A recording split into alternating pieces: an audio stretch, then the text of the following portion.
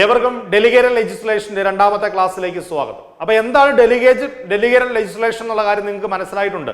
നിയുക്ത നിയമനിർമ്മാണം എന്താണെന്നുള്ള കാര്യം നിങ്ങൾ മനസ്സിലാക്കിയിട്ടുണ്ട്. നമ്മൾ അതിന്റെ പ്രാധാന്യത്തിലേക്ക് കടക്കുന്നു. ഡെലിഗേറ്റഡ് ലെജിസ്ലേഷന്റെ പ്രാധാന്യം എന്താണ്? സമയലാഭം എന്ന് പറയുന്നത് മറ്റൊന്നും കൊണ്ടല്ല, ഞാൻ ഓൾറെഡി പറഞ്ഞൊരു കാര്യമാണ്. പാർലമെന്റിലെ ഒരു നിയമം നിർമ്മിച്ച് വരുന്ന സമയത്ത് ഒരുപാട് നടപടിക്രമങ്ങളിലൂടെ കടന്നു പോകേണ്ടതുണ്ട്. അപ്പൊ ഇത്തരത്തില് ഒരുപാട് നടപടിക്രമങ്ങളിലൂടെ കടന്നു പോയിട്ടാണ് പാർലമെന്റിൽ ഒരു ബില്ല് പാസ്സായി നിയമമായി മാറുന്നത്. അപ്പൊ ഇത്തരത്തില് അനേകം നിയമങ്ങൾ പാസ്സാക്കി എടുക്കേണ്ട ചുമതല പാർലമെന്റിനുണ്ട്, അല്ലെ? ചുരുങ്ങിയ സമയം കൊണ്ട് ഒരുപാട് നിയമങ്ങൾ ഉണ്ടാക്കിയെടുക്കേണ്ട അല്ലെങ്കിൽ ഒരു അവസ്ഥ പാർലമെന്റിനുണ്ട്, അല്ലെങ്കിൽ പാർലമെന്റ് അത്തരത്തിലുള്ള അധികാരമുണ്ട്, അല്ലെങ്കിൽ പാർലമെന്റ് ചെയ്യേണ്ടതുണ്ട്. അപ്പൊ ഇത്തരത്തില് ചുരുങ്ങിയ സമയം കൊണ്ട് അനേകം നിയമങ്ങൾ പാസ്സാക്കിയെടുക്കുന്ന സമയത്ത് ഇതിന്റെ ഉള്ളിലേക്ക് ഇറങ്ങിയിട്ട് എല്ലാ കാര്യങ്ങളും ഉൾപ്പെടുത്താൻ, അനുബന്ധ കാര്യങ്ങളൊക്കെ എല്ലാ കാര്യങ്ങളും ഉൾപ്പെടുത്തുക എന്ന് പറയുന്നത് പ്രായോഗിക ബുദ്ധിമുട്ട് തീർച്ചയായും പാർലമെന്റ് ഉണ്ടാകും. അപ്പൊ ഇത്തരത്തിൽ എല്ലാ കാര്യങ്ങളും ഉൾപ്പെടുത്തി അതിലെ ടെക്നിക്കലായിട്ടുള്ള സൈഡ് എല്ലാ സാധനങ്ങളും ഉൾപ്പെടുത്തി ഇറക്കാൻ നിന്ന് കഴിഞ്ഞാൽ തീർച്ചയായിട്ടും അതിന് ധാരാളം സമയമെടുക്കും.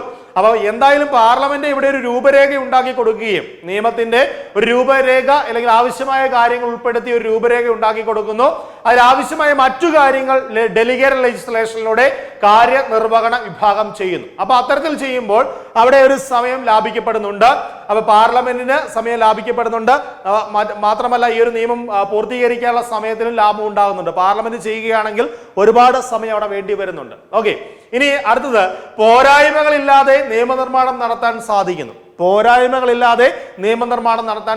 എന്ന് പറയുമ്പോൾ അതിൽ അനുബന്ധ ഘടകങ്ങളും മറ്റു കാര്യങ്ങളും ഉൾപ്പെടുത്തുന്നതിലൂടെ, അല്ലെ, പാർലമെന്റ് ഒരു നിയമം ഈ പറയുന്ന പോലെ ഒരു രൂപരേഖ ഉണ്ടാക്കി കൊടുക്കുന്നു, അല്ലെ, ഒരു നിയമവുമായി ബന്ധപ്പെട്ട രൂപരേഖ ആവശ്യമായ കാര്യങ്ങളൊക്കെ ഉൾപ്പെടുത്തി രൂപരേഖ ഉണ്ടാക്കി കൊടുക്കുന്നു. അതിലുള്ള മറ്റു കാര്യങ്ങളെല്ലാം ചേർക്കപ്പെടുമ്പോൾ അതിനെപ്പറ്റി കൂടുതൽ അറിവുള്ളത് ഈ പറയുന്ന കാര്യനിർവഹണ വിഭാഗത്തിന് തന്നെ ആയിരിക്കും, അല്ലെ? ആ ടെക്നിക്കലായുള്ള കാര്യങ്ങളും അതിന്റെ പ്രായോഗികതയൊക്കെ കൃത്യമായിട്ട് അറിയാവുന്നത് ഈ കാര്യനിർവഹണ വിഭാഗത്തിനായിരിക്കും, അല്ലെങ്കിൽ ബാധിക്കപ്പെടുന്ന ആൾക്കാരുടെ അവസ്ഥ, ഈ കാര്യങ്ങളൊക്കെ മനസ്സിലാകുന്നത് കാര്യനിർവഹണ വിഭാഗത്തിന് തന്നെയാണ്. അതുകൊണ്ട് അത്തരത്തിലുള്ള പോരായ്മകളൊക്കെ പരിഹരിച്ചുകൊണ്ട് ഈ നിയമം പൂർത്തീകരിക്കാൻ ഡെലിഗേറ്റഡ് ലെജിസ്ലേഷനിലൂടെ സാധ്യമാകുന്നു എന്നാണ് പറയപ്പെടുന്നത്, അല്ലെ? അല്ലെങ്കിൽ സാധ്യമാകുന്നു. ഇനി അടുത്തിലേക്ക് വന്നാൽ നിയമം നടപ്പിലാക്കുമ്പോൾ ഉണ്ടാകുന്ന പ്രായോഗിക ബുദ്ധിമുട്ടുകൾ വേഗത്തിൽ പരിഹരിക്കാൻ സാധിക്കുന്നു. നമുക്കറിയാം, നിയമങ്ങൾ നടപ്പിലാക്കേണ്ടത്, നിയമം ഉണ്ടാക്കി കൊടുക്കുന്നത് ഇത്തരത്തിൽ നിയമനിർമ്മാണ സഭയാണ്. ഇത് നടപ്പിലാക്കുന്നത് കാര്യനിർവഹണ വിഭാഗമാണ് നടപ്പിലാക്കുന്നത്. അതുകൊണ്ട് തന്നെ ഒരു നിയമം നടപ്പിലാക്കപ്പെടുമ്പോൾ ഉണ്ടാകുന്ന പ്രായോഗിക ബുദ്ധിമുട്ടുകൾ എന്തൊക്കെയെന്ന് കൃത്യമായിട്ട് അറിയാവുന്നത് ഈ പറയുന്ന കാര്യനിർവഹണ വിഭാഗത്തിനായിരിക്കും അറിയാവുന്നത്. ഓക്കെ, അവർ തന്നെ ഡെലിഗേറ്റഡ് ലെജിസ്ലേഷനിലൂടെ ഈ നിയമത്തിലെ പോരായ്മകൾ പരിഹരിക്കുമ്പോൾ അപ്പൊ ഇതിന്റെ പ്രായോഗികമായ ബുദ്ധിമുട്ടുകളും അവരെന്ത് ചെയ്യും? അവരെ കൊണ്ട് പരിഹരിക്കാൻ സാധിക്കും. ഓക്കെ അല്ലെ? സോ ഡെലിഗേറ്റഡ് ലെജിസ്ലേഷനിലൂടെ നിയമം നടപ്പിലാക്കുമ്പോൾ ഉണ്ടാകുന്ന പ്രായോഗിക ബുദ്ധിമുട്ട് ആർക്ക് പരിഹരിക്കാൻ സാധിക്കുന്നു? ഈ കാര്യനിർവഹണ വിഭാഗത്തിന് പരിഹരിക്കാൻ സാധിക്കുന്നു എന്ന് അറിഞ്ഞിരിക്കുക. ഓക്കെ അല്ലെ? ഇനി നെക്സ്റ്റ്, ഡെലിഗേറ്റഡ് ലെജിസ്ലേഷന്റെ നേട്ടങ്ങൾ എന്തൊക്കെയാണ്? ഇത് ഈ സമയലാഭം എന്ന് പറയുന്നത് ഒരു നേട്ടം തന്നെയാണ്, അല്ലെ? ഇനി നമ്മൾ ഓരോ നേട്ടങ്ങൾ എണ്ണി പറയുകയാണെങ്കിൽ അതിൽ ഏറ്റവും പ്രധാനപ്പെട്ട ഒരു നേട്ടം പറയുന്നത് പാർലമെന്റിന്റെ ജോലിഭാരം കുറയുന്നു. ഓൾറെഡി നമ്മളിപ്പോ പറഞ്ഞു വെച്ചൊരു കാര്യമാണ്, പാർലമെന്റ് ജോലിഭാരം കുറയുന്നു എന്ന് വെച്ചാൽ പാർലമെന്റ് ഒരു നിയമം ഉണ്ടാക്കാൻ പോകുന്നു. ആ നിയമത്തിൽ പറയുന്ന എല്ലാ കാര്യങ്ങളും വിശദമായി പഠിച്ച് അതിലാവശ്യമായ കാര്യങ്ങളൊക്കെ ഉൾപ്പെടുത്തി, അനുബന്ധ കാര്യങ്ങൾ ഉൾപ്പെടുത്തി 100% പൂർണ്ണമായി ഇറക്കാൻ നിന്ന് കഴിഞ്ഞാൽ അത് പാർലമെന്റിന് ഒരു ഓവർലോഡ് തന്നെയായിട്ട് മാറും. കാരണം ഇത്തരത്തിൽ അനേകം നിയമങ്ങൾ നിർമ്മിക്കേണ്ടതുണ്ട്. ആർക്ക്? ഈ പറയുന്ന നിയമനിർമ്മാണ സഭയ്ക്ക്, അല്ലെ, നിയമനിർമ്മാണ സഭകൾക്ക്. അതുകൊണ്ട് പൂർണ്ണമായും മൊത്തം കാര്യങ്ങൾ ഉൾപ്പെടുത്തി ഒരു നിയമം നിർമ്മിക്കാൻ നിന്ന് കഴിഞ്ഞാൽ അത്തരത്തിൽ ഒന്നോ രണ്ടോ നിയമങ്ങൾ മാത്രം നിർമ്മിക്കാനേ ആരെ കൊണ്ട് സാധിക്കുകയുള്ളൂ? ഈ നിയമനിർമ്മാണ സഭയെ കൊണ്ട് സാധിക്കുകയുള്ളൂ. അത് ഓൾറെഡി ഞാൻ പറഞ്ഞില്ലേ, അതിന് ഒരുപാട് നടപടിക്രമങ്ങളിലൂടെ കടന്നു പോകേണ്ടതുണ്ട്. അതുകൊണ്ടാണ്. ഓക്കെ, അതുകൊണ്ട് പാർലമെന്റിന്റെ ജോലിഭാരം കുറയുന്നു. കാരണം എന്താ? ഇവിടെ ആവശ്യമായ മറ്റു കാര്യങ്ങൾ ഡെലിഗേറ്റഡ് ലെജിസ്ലേഷനിലൂടെ കാര്യനിർവഹണ വിഭാഗം എന്ത് ചെയ്യും? കൂട്ടിച്ചേർക്കും. ഓക്കെ, അടുത്തത് സാങ്കേതിക വൈദഗ്ധ്യം എന്ന് പറഞ്ഞാൽ നേരത്തെ ഞാൻ പറഞ്ഞു, ഇപ്പൊ ഒരു നിയമം നിർമ്മിക്കുമ്പോൾ അതിന് ടെക്നിക്കലായിട്ടുള്ള കാര്യങ്ങൾ ഒരുപക്ഷെ ഈ നിയമം നിർമ്മിക്കുന്ന പാർലമെന്റ് അല്ലെങ്കിൽ നിയമനിർമ്മാണ സഭകളിൽ നിർമ്മിക്കുന്നവർക്ക് പൂർണ്ണമായും ഉണ്ടാകണമെന്നില്ല. ഓക്കെ, അപ്പൊ അത് കൃത്യമായിട്ട് അറിയാവുന്നത് അതുമായി ബന്ധപ്പെട്ട പഠനങ്ങൾ നടത്തിയിട്ടുള്ള പഠിച്ചിട്ടുള്ള അല്ലെങ്കിൽ അതുമായി ബന്ധപ്പെട്ട് നിൽക്കുന്ന ആളുകൾക്കായിരിക്കും, ഈ ഉദ്യോഗസ്ഥർക്കായിരിക്കും, ഈ കാര്യനിർവഹണ വിഭാഗക്കാർക്കായിരിക്കും അറിയാവുന്നത്. അതുകൊണ്ട് ടെക്നിക്കലായുള്ള കാര്യങ്ങളൊക്കെ ഉൾപ്പെടുത്താൻ ഈ പറയുന്ന ഡെലിഗേറ്റഡ് ലെജിസ്ലേഷനിലൂടെ സാധ്യമാകുന്നു. ശരിയല്ലേ? ഇവിടെ കൂടുതലും നമുക്ക് ഈ പറഞ്ഞ നിയമവാഴ്ചയുമായി ബന്ധപ്പെട്ടും ഒപ്പം തന്നെ സാമൂഹിക നീതിയുമായിട്ടൊക്കെ ബന്ധപ്പെട്ട് അല്ലെ നാച്ചുറൽ ജസ്റ്റിസ് ഒക്കെ ആയിട്ട് ബന്ധപ്പെട്ട് അത്തരത്തിലുള്ള കാര്യങ്ങൾ കണക്കിലെടുത്തുകൊണ്ടായിരിക്കും പാർലമെന്റ് ഒരു നിയമം നിർമ്മിക്കുന്നത്. അതിന്റെ ടെക്നിക്കൽ സൈഡിലേക്ക് ആഴത്തിൽ ഇറങ്ങിപ്പോകാനുള്ള ഒരവസ്ഥ തീർച്ചയായിട്ടും ഈ പറയുന്ന നിയമനിർമ്മാണ സഭയ്ക്ക് ഉണ്ടാവില്ല അല്ലെ.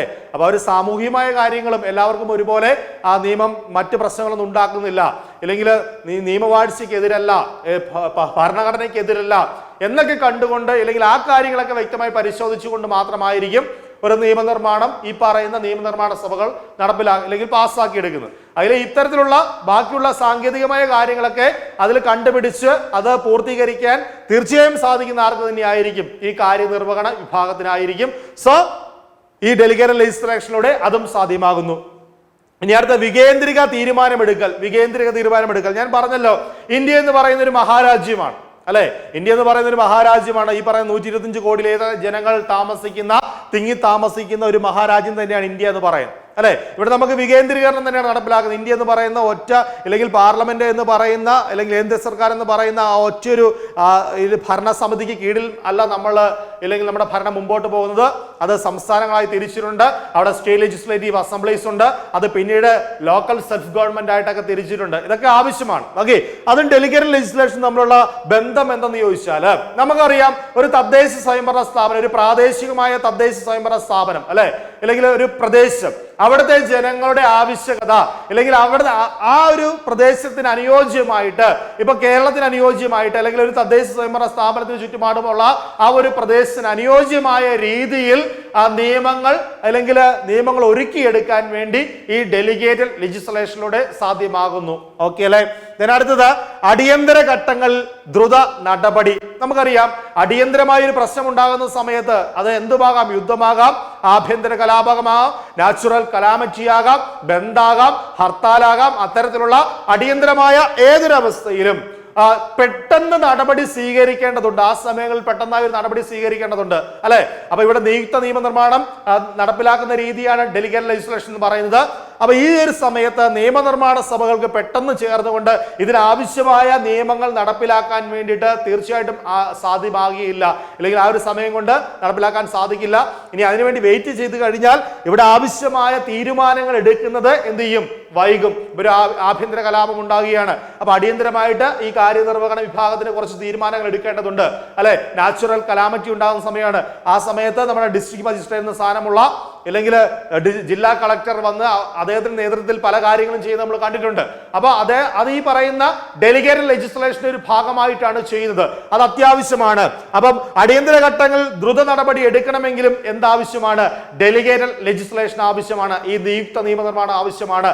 ആ ഒരു സാഹചര്യത്തിന് അനുസൃതമായുള്ള ആവശ്യമായ റൂൾസ് റെഗുലേഷൻസ് അല്ലെങ്കിൽ ലോസ് ഈ ഒരു സമയത്ത് കാര്യനിർവഹണ വിഭാഗത്തിന് ഉണ്ടാക്കാൻ സാധിക്കുന്നു. ഓക്കെ അല്ലെ. അടുത്തത് നിയമനിർമ്മാണത്തിൽ അയവ് വരുത്തുന്നു അല്ലെ.